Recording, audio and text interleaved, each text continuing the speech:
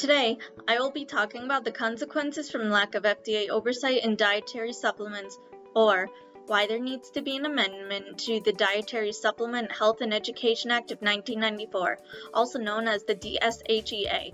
My name is Sarah Erlingheuser, and I am a student from the UConn School of Pharmacy, working with Dr. C. Michael White, pharmacist and distinguished professor. With the passage of the DSHEA in 1994, dietary supplements had a statute that required them to be free of contaminants or substances not indicated by their labels. However, this act also allowed supplements to be sold in the U.S. without being verified or providing proof of quality to the FDA. The FDA can only intercede and remove supplements from shelves after they have proven that the product is unsafe and has direct links to negative health outcomes in patients.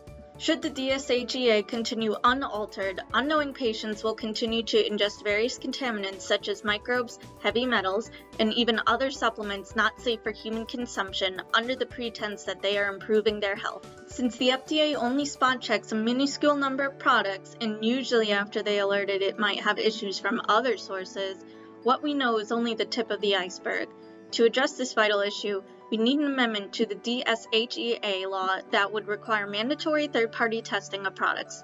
That means a qualified laboratory not associated with the manufacturer would have to periodically assess and certify that the products are free from bacteria, mold, and heavy metals. So what can consumers do in the interim?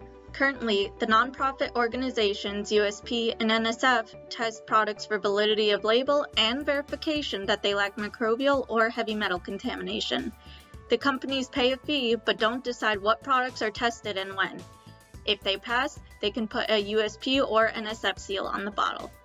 Another option is to check consumerlabs.com. This independent laboratory tests many supplements, whether the manufacturers want them tested or not. Since the manufacturers are not paying to offset the cost of the testing, you will need to pay to see the online results. Some manufacturers might put their own laboratory analysis on their website, but Consumer Labs reports that some companies that did this are pick testing methods that may be inappropriate for the product, but yield more favorable results. Companies may also use data from one test to extrapolate the validity of other products they sell, or falsify their results entirely. We hope you found this video informative, and will refer to the other videos in this series on the current state of dietary supplements.